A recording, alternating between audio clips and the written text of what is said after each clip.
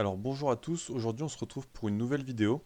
Alors je vais vous présenter mon portefeuille boursier pour le mois d'avril 2026. Donc ça a été un mois boursier plutôt haussier, notamment avec la réouverture du détroit d'Ormuz, donc c'est plutôt temporaire, et donc ça a affecté pas mal les marchés boursiers. Donc ici je vais vous présenter donc l'évolution de mon PEA, de mon compte titre et puis de mon assurance vie. Voilà, donc j'avais fait une série de vidéos, celle de février et mars. N'hésitez pas à aller les voir si vous voulez en savoir plus sur les mois précédents.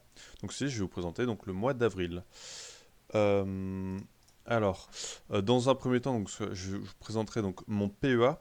Je vous présenterai également mon CTO au sein de mon PEA, puisque mon CTO reste assez petit par rapport à mon portefeuille boursier global, donc je ne ferai pas une partie entière dédiée au CTO. Ensuite, mon assurance vie, puis enfin le portefeuille boursier au global. Donc ceci n'est pas un conseil en investissement, donc faites vos propres choix et ici ce contenu est vraiment fourni à titre pédagogique et informatif. Alors mon PEA, donc performance de mon PEA et comparaison avec les grands indices boursiers. Donc si j'ai retracé par rapport au premier mois de l'année, donc on voit qu'en janvier, j'avais sous-performé les grands indices globalement. En février, j'avais plutôt surperformé par rapport au S&P 500 et au World. Par contre, j'avais sous-performé un petit peu le CAC 40 GR. En mars, j'avais donc sous-performé par rapport aux grands indices et j'avais un petit peu surperformé par rapport au CAC 40. Et enfin, donc en avril, mon portefeuille PEA a pris 443 euros. J'ai fait une performance de 3,95%. Et donc, c'est bien inférieur aux grands indices mondiaux, puisque le S&P 500 fait 9,5% sur la période, donc a été bien plus haussier. Le CAC 40 GR, donc, qui est vraiment plus comparable avec mon PEA, vu que j'ai des actions françaises notamment, donc, qui fait plus 4,44%, donc qui fait mieux, et le ETF World qui fait plus 8,19%. Et donc au global, donc ce qui est important à regarder depuis le début de l'année, donc moi je fais moins 85 euros, soit moins 0,76% depuis le début de l'année. Donc si on compare ça aux indices internationaux comme le S&P 500, donc ici j'ai pris le ticker ESE de BNP Paribas, donc il fait plus 5,03%. Donc qui fait largement mieux que mon PEA. L'ETF World, donc ici j'ai pris le DCAM qui cote environ à 5 euros d'Amundi, qui fait plus aussi 5%. Et enfin le CAC 40 GR, donc lui qui fait moins 0,27%, donc qui est plus en phase avec mon PEA, mais qui surperforme quand même mon PEA. Donc ici, bilan de l'année 2026 pour l'instant, pas terrible. Donc vous allez comprendre pourquoi, je vais vous montrer mes positions. Donc pour l'instant, je fais moins bien que les différents indices auxquels je me compare. Donc voilà, donc mon portefeuille PEA, donc il est évalué à 11 875 euros. Donc j'ai 11 548 euros en titres, donc en actions, et j'ai 327 euros en liquidité. Donc si on fait ma moins-value l'intant, donc je suis à moins 1600 euros. Donc c'est vraiment une mauvaise performance. Mais ma moins-value totale, donc en fait c'est en faisant le total de mes versements, donc 12 400 euros moins l'évaluation du compte, à 11 875, je suis à seulement moins 525 euros en arrondissant.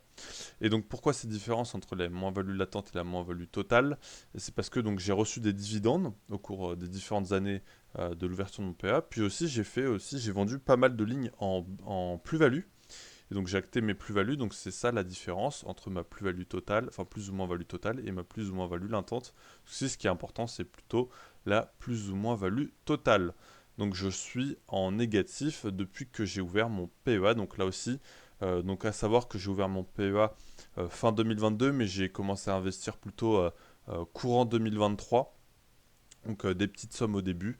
Donc on va dire que là ça va faire 2023, 2024, 2025 et 2026. Donc là c'est ma quatrième année de PEA. Et je suis en négatif, donc puis j'ai fait des erreurs que vous allez voir en dessous, qui m'ont coûté très cher. Voilà. Donc là, je vais vous présenter mes différentes lignes de mon portefeuille PEA. Donc j'ai 12 lignes. Ma première ligne, c'est Adyen. Donc j'ai deux actions à 913 euros de PRU. Elle cote à 958 euros. Donc je suis en plus-value latente de 5%. Donc elle fait moins 31% depuis le début de l'année, mais je l'ai acheté, donc j'ai acheté mes 2 actions le mois dernier. Donc j'ai fait une analyse plus poussée si vous voulez en savoir plus. Donc je trouve Adyen très intéressant, donc c'est une société néerlandaise dans le système des paiements, donc, que je trouve intéressante. Voilà, donc c'est devenu ma plus grosse ligne de mon portefeuille. En deuxième position, donc Equasens, donc, qui a publié ses résultats du premier trimestre 2026, qui ont été plutôt bons, mais légèrement dessous le consensus. Donc, elle a fait plus 7,7% en données publiées, donc ça a été notamment grâce à l'acquisition qu'elle avait faite et au plan Ségur. Et en organique, c'est plus 2,9%, donc un petit peu en dessous du consensus, même s'il y a de la croissance. Le marché l'a pénalisé, donc vendredi, enfin jeudi, elle a fait moins 4%. Donc, étant donné que c'est une de mes grosses lignes, eh bien, ça a pénalisé aussi mon portefeuille PEA. Donc, elle fait moins 16% depuis le début de l'année. Donc voilà, donc c'est une des raisons de pourquoi je sous-performe en 2026, puisque du coup, Equasens notamment fait moins 16%. Il y a également Robertet.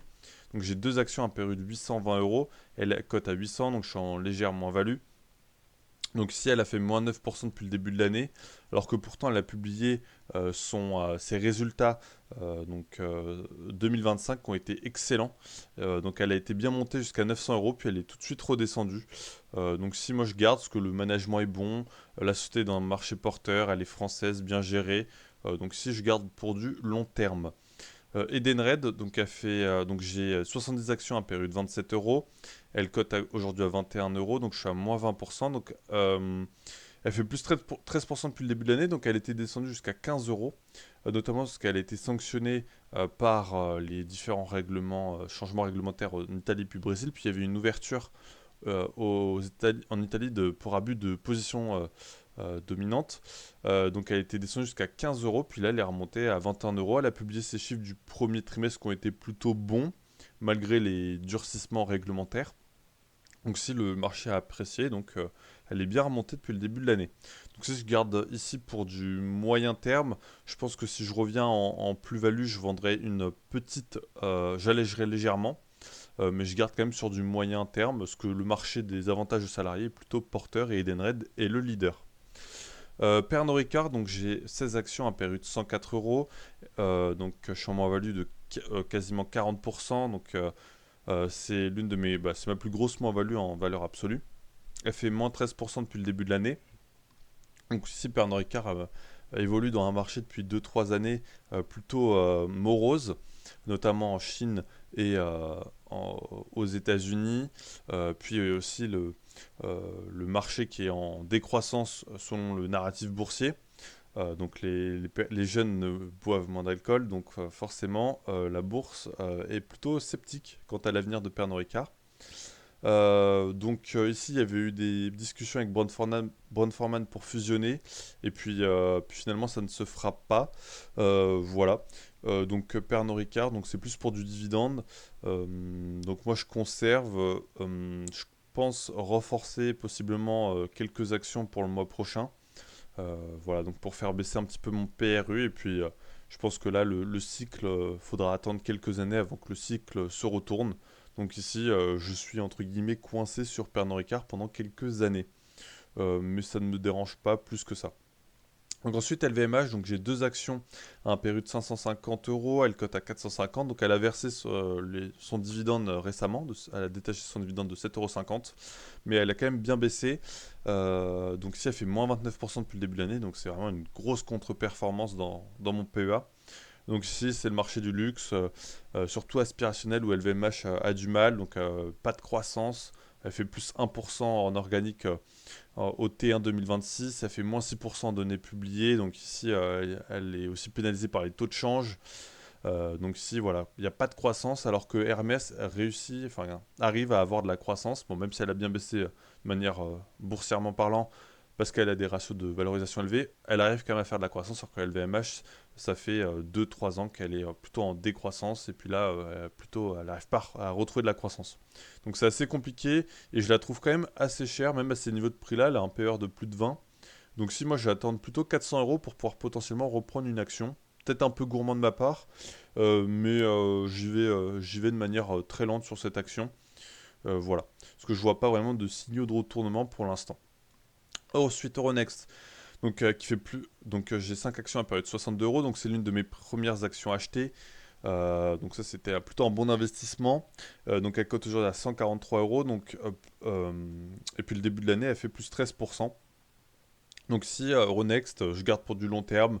Donc, c'est une société qui est qui gère les cotations boursières européennes. Donc, elle a la bourse de Paris, Milan, Oslo, Dublin. Voilà, donc elle a plusieurs bourses. Elle a fait l'acquisition de la bourse d'Athènes il n'y a pas longtemps. Donc ici, elle croît de manière organique et par acquisition. Donc je la trouve bien gérée. Donc je garde. Très belle société financière. GTT, donc aussi action que j'avais achetée en juillet 2023, si je dis pas de bêtises. Donc 3 actions à période 89, elle cote à 207, donc plus 132%. Mon action qui fait le plus de qui a le plus gros pourcentage d'évolution. Donc elle fait plus 33% depuis le début de l'année, donc elle est favorisée par le marché de l'énergie qui est en essor, donc elle reçoit pas mal de commandes. Voilà. Donc je garde pour du moyen long terme. Je suis un peu moins confiant puisqu'elle est aussi dépendante des brevets, donc à voir à l'avenir. Mais je garderai. C'est une action qui peut être plus cyclique parce elle évolue dans un marché assez cyclique, donc là elle est plutôt favorable, mais à voir quand le cycle se retournera. Pour l'instant, je garde. Téléperformance, donc c'est une action que je vais acheter à mes débuts, donc qui m'a coûté très cher. J'avais renforcé un petit peu à la baisse, mais ça fait un moment que je ne l'ai pas renforcé. Donc si elle fait moins 8% depuis le début de l'année, donc moi j'ai apparu à 130, elle est à 57 euros. Donc si moi je ne renforce pas, je ne suis pas confiant dans le dossier, donc je conserve. J'arrive pas forcément à la vendre, parce que c'est quand même une grosse moins-value. Mais donc je conserve. Elle remontera peut-être un jour. Je conserve pour l'instant, je n'arriverai pas à la vendre. Ensuite, Virbac, donc j'ai qu'une action. Donc très belle société en mid-cap dans le domaine de la santé animale. Donc c'est un laboratoire sur la santé animale qui fait plus 5% depuis le début de l'année. Elle a fait un très bon premier trimestre au-delà du consensus, donc elle était bien montée. Voilà, donc j'aimerais avoir une, une ou deux actions supplémentaires pour pouvoir la mettre plus haut dans mon PEA, que je trouve que c'est une très belle action. Voilà, donc une action, je trouve ça assez faible. Si je vois que, même si c'est une belle action, si je vois qu'il y a une opportunité ailleurs, bah, je vendrais peut-être Virbac en plus-value pour réallouer autre part. Et si elle redescend vers les 320 euros, bah, j'en reprendrai. Mais là, si je vois que, vu qu'il n'y a pas forcément de liquidité, enfin pas trop de mouvement sur cette action, si je vois d'autres opportunités, je n'hésiterai pas à la vendre et renforcerai, donc enfin achèterai plus bas, puisqu'elle fait souvent, elle est plutôt en range entre 320 et 370, donc depuis 1 ou 2 années. Donc il n'y a pas de gros momentum non plus sur Virbac. Prosus, donc c'est une nouvelle action donc que j'ai acheté ce mois-ci. Donc 8 actions à un PRU de 44 euros. Donc elle fait moins 23% depuis le début de l'année. Là, elle cote à 41. Donc là, je suis en légère moins-value. Donc c'était une première position, je pense, entrer en 3 fois. Donc potentiellement une deuxième entrée vers les 38 euros. Et puis enfin une dernière entrée si elle arrive vers les 33 euros. Donc Prosus, en fait, pour la faire courte, c'est elle est actionnaire. Donc elle a plus de 25% dans Tencent et elle possède véritablement les actions Tencent. Donc ça permet d'avoir au sein du PEA une exposition à l'action chinoise Tencent, qui est une très belle action chinoise, mais également à du non-coté, notamment dans le e-commerce. Et donc son net asset value est à 65 euros aujourd'hui et elle cote à 41. Donc il y a une décote de plus de 40%. Donc si j'ai trouvé ça intéressant pour s'exposer à la tech chinoise. Et voilà, donc Prosus, je n'hésiterai pas à renforcer, je suis confiant sur le dossier. Et enfin Rémi Cointreau qui évolue dans le même secteur que Pernod Ricard. Donc c'était aussi l'une de mes premières actions que j'avais commencé à acheter à 140 euros. Donc j'avais renforcé un petit peu à la baisse, puis donc là ça fait très longtemps que je n'ai pas renforcé, donc c'est ma plus grosse moins-value en pourcentage, donc moi 64%. Et ici je préfère renforcer Pernod Ricard qui est moins cher, qui est beaucoup moins cher parce qu'elle a un PER de 11 Pernod Ricard alors que Rémi Cointreau a un PER de 20. Donc elle a un meilleur premium. Mais Rémi Cointreau a publié récemment et a fait un très bon T4. Donc à voir en fait si je renforce plutôt Pernod Ricard ou Rémi Cointreau ou les deux. Mais après ça m'exposerait énormément au secteur de l'alcool. Donc là je dois faire un choix. Voilà, mais le PRU est très très haut aussi. Mais je ne compte pas vendre Rémi Cointreau où je suis beaucoup plus confiant que Téléperformance. Donc là, s'il y a une ligne où je suis le moins confiant, ce serait bien Téléperformance à l'avenir. Voilà, donc c'était un peu mon bilan des 12 lignes de mon PEA. Donc ensuite, je vais passer donc rapidement donc à la courbe donc depuis janvier 2024. J'ai pas les historiques avant, ce que je faisais pas donc d'Excel pour voir euh, mon évolution fin de mois. Donc ici en avril 2026, on voit que la courbe en rouge, donc c'est l'évolution de ma valeur du PEA, et en bleu c'est le cumul des versements. Donc en rouge, donc mon PEA est bien remonté, mais je reste en dessous de mon cumul des versements. Donc les mouvements du mois d'avril sur PEA et CTO. Donc sur mon PEA, j'ai fait une capture d'écran. Donc j'ai fait un versement donc habituel, un DCA de 200 euros. Donc je fais tous les mois un versement de 200 euros sur mon PEA. J'ai acheté donc le 20 avril donc une première position sur Prosus, comme je l'ai expliqué, donc pour 350 euros. Donc j'aimerais une ligne à environ 1000, entre 1000 et 1200 euros. Donc c'est une première fraction de ma position. Voilà, donc Prosus, je vous expliquais pourquoi. Et puis j'ai reçu donc 15 euros de dividendes de LVMH en fin du mois. Et sur mon CTO, donc j'ai acheté donc 0,17 actions Meta pour 100 euros sur Trade Republic avec un prix d'achat de 570 euros le 16 avril. Donc en fait, j'ai changé mon plan d'épargne action, donc mon DCA mensuel. Avant, je le faisais sur Amazon, sauf qu'Amazon est vraiment bien monté. Donc je suis à plus 25% en plus-value latente. Et Meta, donc, je trouve qui offrait était plus attractive, un meilleur rendement. Donc j'ai initié maintenant donc un DCA sur Meta, donc sur le mois d'avril, et je le continuerai sur le mois de mai. Et enfin, j'ai vendu donc pour 47 euros de MSCI, le 21 avril quand la publicité résultat. Alors pourquoi? C'est parce que donc j'avais acheté 3 actions pour bénéficier donc en décembre d'une action cadeau où j'avais eu 100 euros d'Amazon. Donc j'avais acheté 3 petites actions parce qu'il fallait acheter 3 actions. Donc j'avais acheté du MSCI, du Berkshire Hathaway et du Zoetis. Et donc, je vous le dirai plus tard, mais je compte vendre ces petites lignes à 50-100 euros. Et donc, je souhaite me concentrer. Donc, j'ai 500 euros d'Amazon pour l'instant. Et là, Meta, donc pour l'instant, j'en ai que 100 euros. Je vais avoir 200 euros. Et avec mes petites lignes que je vais vendre, donc je vais récupérer 200 euros donc de MSCI, Berkshire Hathaway et Zoetis. Et je vais les réallouer dans Meta. Donc, pour avoir 2 grosses lignes sur mon CTO, entre guillemets. Voilà, donc pour l'instant, j'ai vendu MSCI. Et donc, sur les mois prochains, je pense vendre donc Zoetis et puis Berkshire Hathaway. Donc l'allocation des actions PEA et CTO. Donc ici en haut à gauche, vous avez le graphique par l'évaluation de la valeur d'aujourd'hui. Donc Adyen, c'est 15% de portefeuille, suivi de Décroissance, 14%, Robertet, Edenred, Pernod Ricard, LVMH, Euronext, GTT, Amazon, Téléperformance, Virbac et Prosus. Et par montant investi en bas, donc on voit que c'est Décroissance où j'ai investi le plus, puis Edenred, donc qui est beaucoup plus basse en valeur de marché puisque j'ai une bonne moins-value. Pernod Ricard aussi qui est plus haut dans mon montant investi parce que j'ai une bonne moins-value. Voilà, donc globalement pour mes actions. Et donc à droite, on voit en valeur absolue. Donc on voit ici que j'ai énormément de sociétés françaises. J'ai aussi 2 sociétés néerlandaises qui sont Adyen et puis Prosus. Et puis enfin, en dernier, comme je le disais, donc vous voyez, donc j'ai Adyen, donc j'ai 1917 euros, Equasens 1875, Robertet 1600, Edenred 1490, Pernod Ricard 1005, LVMH 1903, Euronext 715, GTT 621. Donc après Amazon 487, donc je suis content, donc elle est bien montée. Téléperformance 400 euros, Virbac 372, Prosus 329, Rémi Cointreau 320, Zoetis 98, donc c'est une ligne que je vais vendre. Meta 91, donc elle est en moins-value, donc je vais renforcer. Et Berkshire Hathaway 47 euros. Donc ici j'ai 16 actions, donc 12 en PEA et 4 en CTO. Et donc ici je souhaite réduire de mes 2 actions CTO, donc Zoetis, Berkshire Hathaway, donc pour atteindre 14 actions globales qui sont un peu plus simples à suivre. Donc j'aurai 12 actions PEA et 2 actions CTO, donc ce qui me convient mieux. Donc voilà, d'avoir un petit peu plus de grosses lignes. Donc les petites lignes Zoetis et Berkshire Hathaway, ça me saoule un peu de les voir avec des si petits montants. Donc je vais les vendre pour les renforcer sur Meta. Ouais, donc par secteur, donc en santé, je suis à 19%, financière 34%, donc on voit que c'est le plus gros secteur. Puis après, c'est plutôt bien réparti. Et donc en fait, dans le secteur finance, donc on retrouve notamment du Adyen, Edenred et Euronext qui sont mes grosses lignes. En santé, donc c'est essentiellement Equasens, donc je l'ai mis plutôt en santé parce qu'elle dépend du secteur pharmacie plutôt. Et pas je ne l'ai pas mis en secteur technologie avec le logiciel. En consommation de base, j'ai quand même aussi Pernod Ricard et Rémi Cointreau, donc c'est plutôt le secteur de l'alcool. Matériaux, j'ai mis Robertet. LVMH, donc c'est conso discrétionnaire. Industrie téléperformance, je ne savais pas où le mettre.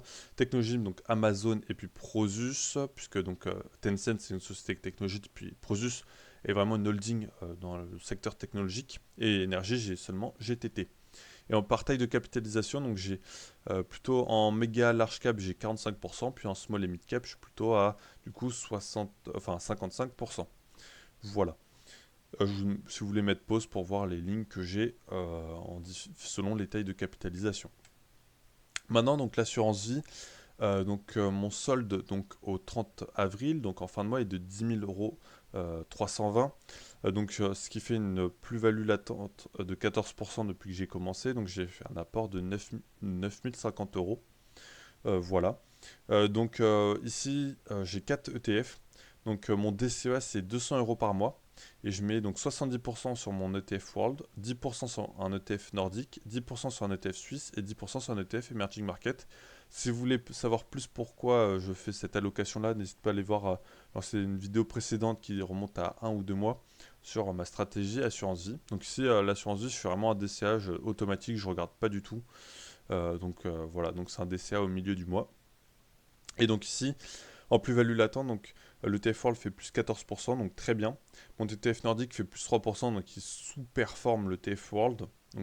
Le TF Suisse sous-performe également le TF World qui fait plus 11%, puis le TF Emerging Market, donc plus 32%, qui surperforme largement, notamment grâce à TSMC, qui est du coup la plus grosse ligne de cette ETF Emerging Market. Donc au global, vous voyez deux pourcentages différents, donc plus 14% en haut et plus 14,59% en bas à droite. La différence provient donc des frais. En bas à droite, ça ne comprend pas les frais de gestion, donc ça comprend juste les plus ou moins values. Et puis en haut, donc 14%, c'est en comprenant les frais de gestion de 0,5% des unités de compte de l'INSEA. La performance, la courbe en mauve, c'est les versements cumulés, puis la courbe en rouge, c'est l'évolution du portefeuille Linksea. Donc on voit ici que j'ai toujours été globalement au-dessus, et donc on voit qu'au mois de mars ça avait bien baissé, puis là ça a bien repris au mois d'avril. Puisqu'en effet au mois d'avril, donc j'ai fait plus 7,7%, plus 7,27%, alors que l'ETF World fait plus 8,19%. C'est mes ETF, notamment nordiques, suisses, qui ont bien sous-performé sur le mois d'avril. Voilà. Et donc, depuis le début de l'année, j'ai fait donc plus 4,8% sur mon ETF, enfin sur mon assurance vie, et l'ETF World classique fait plus 5%. Donc, j'ai une sous-performance depuis le début de l'année, donc de 0,2%, notamment à cause de l'ETF nordique qui fait légèrement moins que l'ETF World, mais surtout à cause de l'ETF suisse qui fait seulement plus 1,62%. Mais c'est contrebalancé par l'ETF Emerging Market qui fait plus 13%. Mais donc au global, je fais quand même plus 4,8%. Donc ici, pas de souci. Mes 4 ETF me conviennent parfaitement. Et donc ici, j'ai vraiment un horizon plus de 10 ans pour pour l'assurance vie. Donc ici, pour ces 4 ETF là, j'ai plutôt une vision long terme. Pour l'instant, ça ne me dérange pas d'avoir une légère sous-performance euh, depuis le début de l'année. Donc le portefeuille au global, donc si j'ai mis le graphique avec les ETF en haut, mes actions. Je vous laisserai faire pause si vous voulez voir le pourcentage de composition de chaque ligne au sein de mon portefeuille boursier. Donc là, c'est vraiment le global. Donc ici, donc mon PEA, il est valorisé à 11 875 euros et j'ai un PRU, une valeur PRU, donc c'est cumul des versements. Alors, je me suis trompé d'ailleurs. Oui, je me suis trompé parce que donc, ma valeur PRU c'est 12 400 euros et ce n'est pas 12 200 euros. Et donc ma moins-value c'est bien moins 525 euros. Voilà, donc ce qui fait moins 4,23%. Voilà. Donc ici, j'ai une bonne moins-value sur mon PEA. Alors j'avais atteint un pic à 12 350 euros au milieu de mois, puis au final c'est bien redescendu après. Mon CTE, il est évalué à 793 euros, donc ça reste une petite position par rapport à mon portefeuille boursier. Et j'ai fait un versement cumulé de 700 euros, donc plus 93 euros, donc c'est globalement issu que de la performance d'Amazon au mois d'avril. Et puis l'assurance vie, donc 10 320 euros, j'ai mis 9 050 euros depuis que j'ai commencé, donc ça fait une perf de 1270 euros, donc 14% comme on avait vu. Donc ici, PEA et CTE, donc c'est uniquement des actions, et puis Assurance Vie, c'est uniquement des ETF. Au global, donc mon évaluation boursière de mon portefeuille boursier, donc, qui comprend PEA, CTE, Assurance Vie, est évalué donc à environ 23 000 euros. Et j'ai fait un versement cumulé de 22 150 euros. Donc ici, ouais, donc j'ai vraiment mis de 12 400 sur mon PEA et non 12 200. Donc ce qui fait plus 838 euros, soit plus 3,8%. Donc c'est une performance plutôt médiocre, en sachant que j'ai ouvert mon PEA donc fin 2022, mon assurance vie mars 2024, et puis mon CTO décembre 2025. Voilà. En termes d'allocation par classe d'actifs en bourse, donc j'ai 45% en ETF, donc c'est mon assurance vie, 53% en action, donc c'est mon PEA CTO, puis 1,6% en liquidité, voilà. Et par support d'investissement, donc 51,5% PEA, 3,3% CTO, donc ça fait ma partie action, et puis 45,1% ETF, donc les deux sont égaux, puisque j'ai que des ETF dans mon assurance vie. Voilà, donc c'est plutôt bien réparti entre ETF et actions, ça me va. Mon allocation parfaite, c'est un 50-50, pour l'instant, ça me va très bien. Et donc pour le mois de mai 2026, donc sur PEA, je vais continuer donc un versement de 200 euros. Donc ici, pas de souci. Donc ça portera donc mes liquidités à... Donc j'ai 350 euros de liquidité, donc j'aurai donc 550. Et ici, donc je souhaite renforcer mes positions existantes, notamment Prosus, si elle descend vers les 38 euros, car il y a une belle décote par rapport à la net asset value, ou Pernod Ricard, ou Rémi Cointreau, enfin je verrai l'une des deux. Donc j'opte plutôt pour Pernod Ricard parce qu'elle est vraiment beaucoup moins chère. Mais je verrai. Voilà. Donc, mais ça, du coup, ça m'exposerait un petit peu plus au secteur de l'alcool. Et sur CTO, donc j'ai mis un nouveau plan d'épargne programme sur Trade Republic, donc sur Meta, donc 100 euros par mois. Donc j'avais fait un premier en avril et je vais continuer en mai. Et mon objectif, c'est également de vendre mes deux petites lignes sur CTO, donc Zoetis et Berkshire Hathaway, qui sont inférieures à 100 euros, afin de garder uniquement sur CTO, donc Amazon et Meta. Et donc je réallouerai ces deux ventes sur Meta et j'aurai aussi mon plan d'épargne sur Meta. Donc vraiment, je veux renforcer Meta pour qu'elle atteigne une taille comme Amazon. Et puis après, peut-être 1000 euros. Voilà. Donc je continue mon DCA tranquillement. Et pourquoi Meta? Parce que je trouve que c'est une très belle entreprise et qui est pour l'instant plus attractive qu'Amazon au cours actuel. Voilà, donc si vous avez bien aimé la vidéo, ben, n'hésitez pas à vous abonner et puis à mettre un pouce bleu en dessous et à commenter si vous avez des suggestions à me faire. Et en tout cas, je vous remercie d'être resté jusque-là et je vous dis à la prochaine. Allez, salut!